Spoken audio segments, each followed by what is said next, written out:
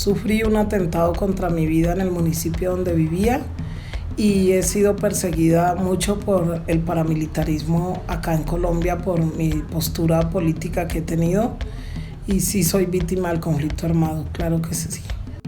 Yo quería vivir en Jamundí tenía marcada mi vida, en Jamundí me sentía yo muy feliz, estaba bien y pues era el territorio que yo había escogido para terminar mi vida. Entonces, pero no terminar mi vida a través de balas, sino terminar mi vida de viejita, de anciana.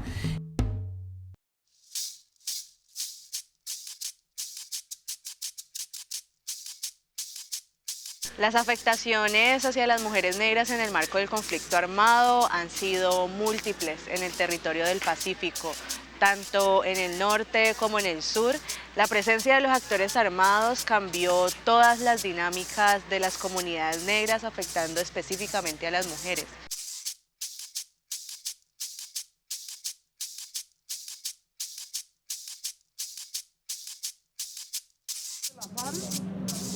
Y nos vamos a regalar 10 minutos, 5 para el ritual.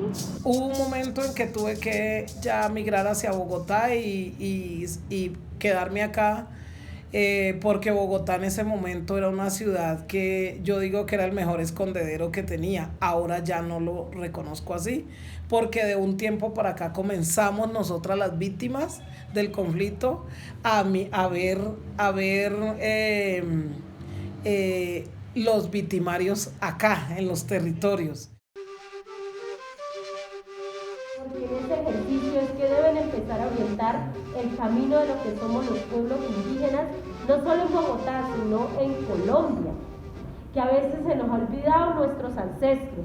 No, eso fue como en el 2005, donde sufrí, digamos, el primer hecho victimizante, y también después en el 2014, donde era docente, por un tema de reclutamiento a menores de edad. Pues digamos salí por segunda vez desplazada de mi territorio y del territorio en el que estaba pues haciendo pues mi trabajo, mi labor como docente. Conozco muchas historias, he hecho parte de esa historia también, donde las mujeres estamos siendo básicamente utilizadas, algunos para poder, digamos por así decirlo, las secuestran para que sean las guisanderas.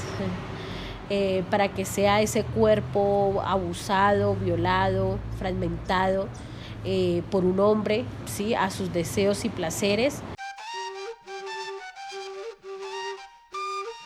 Nos debemos a un sistema espiritual armónico y un equilibrio, pero cuando se irrumpe esos equilibrios y esas armonías, pues a veces ni siquiera somos culpables nosotras las mujeres, pero hemos tenido que cargar con ser señaladas, con ser juzgadas, con ser revictimizadas, no solo por la sociedad mayoritaria, sino a veces hasta por la sociedad misma indígena. Y creo que es ahí donde tenemos que pararnos las mujeres, todas las mujeres, y no solo decirle ya basta, sino que a mí también me duele.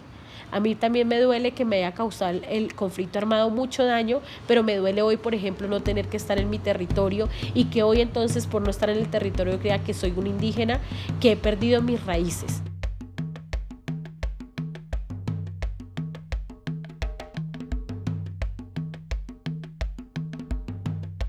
En el marco de las afectaciones del conflicto armado a las mujeres negras, también el racismo desempeñó un papel importante en la medida en el que los prejuicios coloniales construidos alrededor de los cuerpos de las mujeres negras implicaron que esta manera en la que era perpetrada la violencia sobre los cuerpos pues fuera masiva y fuera sistemática.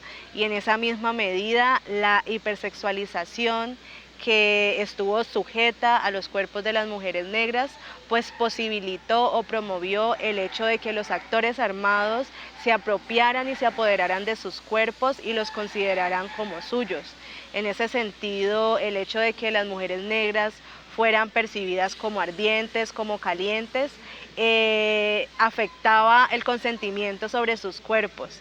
Esta situación racista sobre el cuerpo de las mujeres negras propició no solamente la violación colectiva de muchas mujeres negras, sino que produjo que la violencia sexual como un hecho victimizante fuera sistemático sobre el cuerpo de las mujeres negras.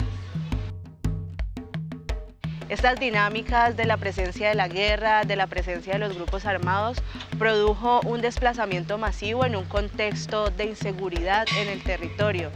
Este contexto de inseguridad más estos hechos victimizantes alrededor de la masacre, del desplazamiento forzado, del asesinato de líderes sociales, de autoridades del territorio, de líderes espirituales, produjo que las mujeres entraran en un éxodo masivo de todo el Pacífico colombiano hasta la ciudad de Cali. Es decir, hay un desplazamiento forzado, un ejercicio de despojo en el que las mujeres como sujeto principal de este desplazamiento forzado, de esta movilidad, pues son despojadas de su territorio y reterritorializan otras espacialidades urbanas como Cali, Bogotá, Medellín. En este sentido, las mujeres negras, precisamente ancladas al prejuicio colonial del servicio, pues entran en algunas dinámicas en las que las únicas posibilidades del trabajo son la cocina y el trabajo doméstico. Este desplazamiento masivo de las mujeres negras entonces implicó perder la autonomía que tenían dentro de sus territorios y desplazarse a estos espacios urbanos en los que no solamente sus derechos étnicos y de género no eran garantizados, sino que estas situaciones laborales con relación a la esclavitud, en muchas ocasiones forzada, el empleo doméstico, la cocina, la precarización laboral, pues pusieron a las mujeres negras en una condición de precarización de sus derechos, tanto laborales como civiles como políticos. Es muy duro tener que uno llegar a esta ciudad a pasar trabajo y mirar a ver cómo resolver para darle de comer a tus hijos. Yo llegué aquí, me tocó vender chontaduro.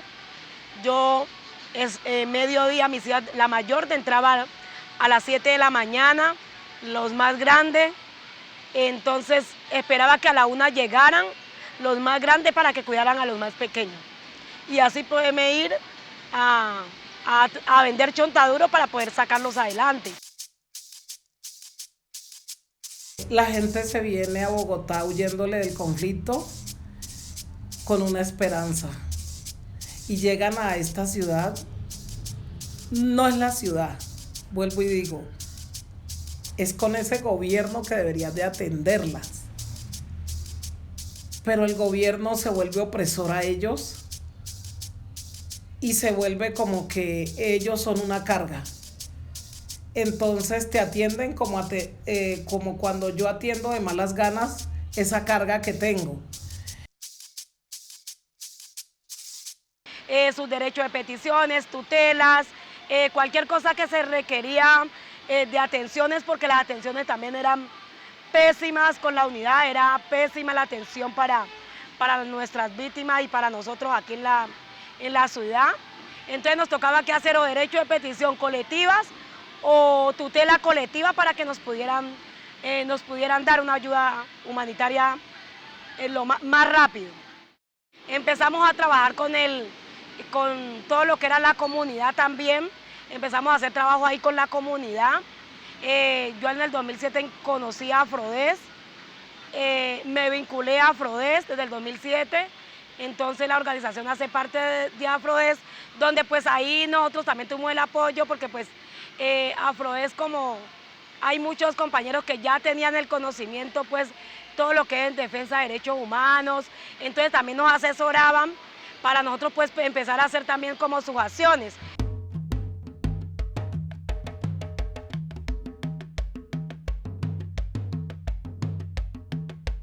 Y un poco lo que teníamos que hacer a la hora de salir, me tocaba que hacer, era con las vecinas, porque en ese sector había muchos que eran del mismo territorio, del Charco Nariño. Entonces con ellas mismos lo que hacíamos era, cuando una salía, le recomendaba que estuviera pendiente de los muchachos que quedaban ahí en la casa. Entonces, entre todas ahí en ese sector, lo que hacíamos es tratarnos de apoyar todas. Y si de pronto una no tenía comida, la otra tenía. Y entre todas compartíamos para poder salir de esa situación un poco de la situación que vivíamos. Entre todas, habíamos aproximadamente por ahí 10 familias que estábamos cerca. Entonces, entre todas nos bandeamos para cuando una saliera, pues estar pendiente de cualquier cosa. Yo no le debo pedir a una entidad, a una institución ONG. Yo le tengo que pedir al Estado, a la alcaldía, al gobierno nacional, a la gobernación, no pedir, sino exigirle mis derechos. Porque cuando uno habla de pedir, entonces el gobierno te trata a ti como beneficiario, no como actor de derechos, sino como beneficiario. Por no garantizarme el país la paz, tuve que salir de mi territorio, y la garantía de la paz es un derecho constitucional. La Carta Magna Constitucional habla del derecho a la paz, que es lo que no nos está garantizando el gobierno. Y luego me deben de reparar mis daños ocasionados por el desplazamiento forzado, mis daños emocionales, mis daños jurídicos, la no repetición y también mi historia de vida y mi cartografía social. Como ser humano, yo tenía una cartografía social construida en un territorio donde yo un día decidí vivir.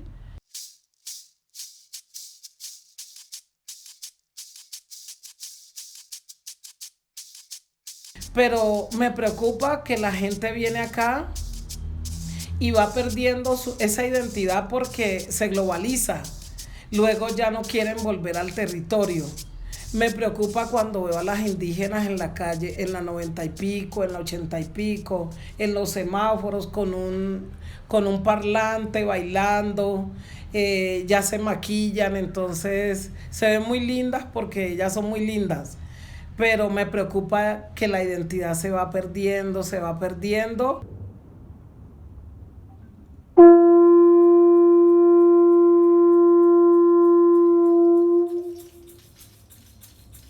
Lo primero que yo he hecho como mujer indígena es aferrarme no solo a mis rasgos indígenas que tengo, sino también a todo lo cultural que soy como mujer indígena y sobre todo mujer indígena nasa.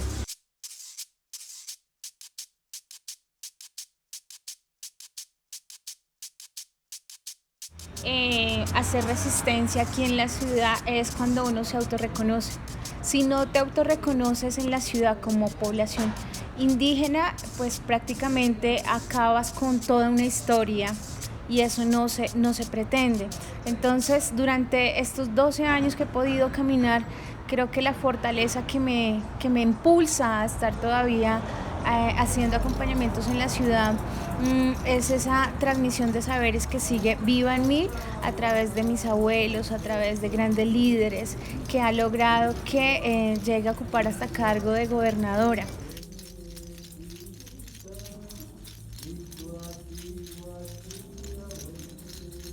Está la medicina tradicional, está el alimento propio, cómo poder hacer el alimento de hacer la yuca, cómo comenzar a rallar la yuca acá para hacer un casabe, cómo hacer un yuco, que es el caldo de pescado con ají, cómo compartir eso que está en el territorio, pero acá en la ciudad.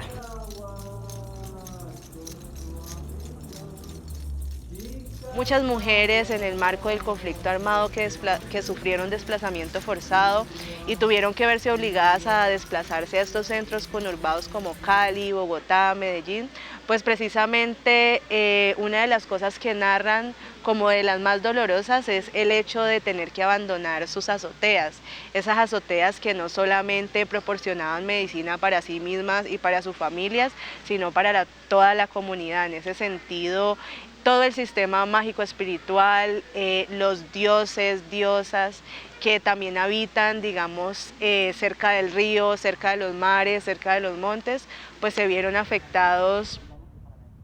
El Quilombo es un espacio de recuperación de la identidad cultural, del fortalecimiento de la identidad cultural y es sanador. Entonces se atienden enfermedades diversas que se puedan sanar con nuestras plantas medicinales, nuestra espiritualidad, nuestros rezos y todo lo que tiene que ver con ese saber ancestral. Y tenemos que buscar desde la sanación los órganos que se nos están afectando, en este caso a las mujeres, por esa desesperanza, por esa incertidumbre, por esas cosas emocionales que guardamos. Entonces, eso un día se pensó, por eso un grupo de mujeres de 6 localidades comenzamos a abanderar el tema de quilombos de medicina ancestral como una propuesta para la paz. Tenemos también una estrategia que se llama etnopsicoancestral. Es donde se encuentra la medicina ancestral con la psicología social. Y a partir de ahí, de ese encuentro, cómo desde la psicología vamos a ir sanando y cómo desde la psicología, con esa escucha, vamos a sanar con las plantas medicinales.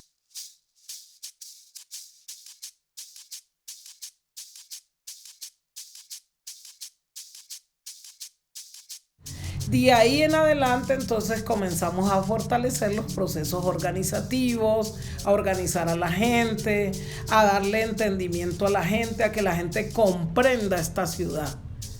Y también que comprenda, pero que también no sea sumisa ante la discriminación racial que encontramos, que es algo muy fuerte en la ciudad. ¿No me falta de flor? Bueno, para que ahora la coloque. Soy una mujer que en mi sangre llevo el cimarronaje. Entonces mi rebeldía no es porque yo leía Marx, mi rebeldía no es porque yo soy del ELN, mi rebeldía no es porque soy de la FARC, ni mi rebeldía es porque soy de un grupo A o B de izquierda. Mi rebeldía es un cimarronaje y viene en la sangre, en esa sangre de esos ancestros africanos que un día se le rebelaron a los amos que los trajeron aquí a América Latina esclavizados. Entonces esa no es una rebeldía que a mí me la inyectaron, sino una rebeldía de mi ser como mujer negra. Entonces pues yo no me iba a quedar pues con los brazos cruzados y comencé a hacer proceso social. Yo creo que el modelo y el sistema en el que estamos y la mayoría, y la población mayoritaria que dicen que hay, que son ustedes, es que todo es el capitalismo, todo es un tema monetario y demás.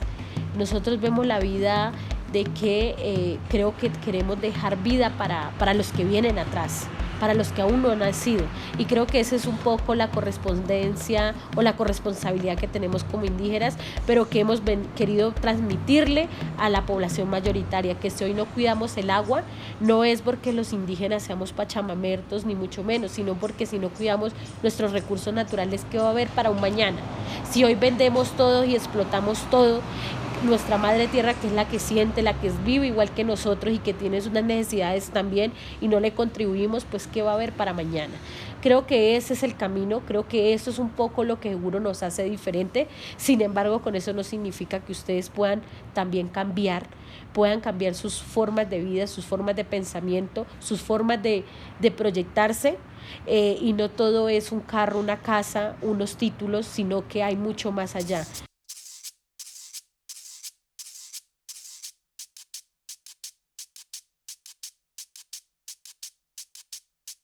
En gran parte el trabajo que yo hago, lo hago por una equidad de derecho, por una igualdad. Lo hago por un reconocimiento hacia el papel no solo que damos las mujeres indígenas a una sociedad, sino a esa deuda histórica que se tiene con las mujeres. Y entonces mi papel lo que hace es seguir trabajando eso, seguir empoderando a muchas más compañeras indígenas. Ellas me empoderan de lo que ellas tienen y yo las empodero de lo que yo pueda tener. Pero yo amo a Bogotá porque Bogotá me abrió las puertas, me acogió, y a Bosa la amo porque en Bosa recuperé mi historia de vida como líder social. Entonces yo amo mucho a Bosa, quiero a Bogotá, y yo sí a toda hora le pido a las víctimas del conflicto que llegamos a esta hermosa ciudad, que la queramos, que nos empoderemos de ella, que nos sintamos de aquí, de este territorio Bacatá. Así añoremos estar en nuestras tierras, en nuestros territorios, pero que mientras estemos en Bogotá, amemos a Bogotá, que es una ciudad que nos ha ofrecido mucho. a pesar de todo ese sufrimiento, ella mantiene vivo todo el tema del tejido, la oralidad, esa transmisión de saberes que se trae desde el territorio, que fue transmitido por mayores, por mayoras. Entonces ese es el modo que ella hace resistencia en la ciudad. Ser propositivas, ser tejedoras, ¿sí? De vidas, de proceso, de mucho más. Entonces creo que esa es mi lucha constante y poder seguir forjando lo que hemos llamado pues nuestros planes de vida, nuestra existencia, nuestra razón de ser, ¿no?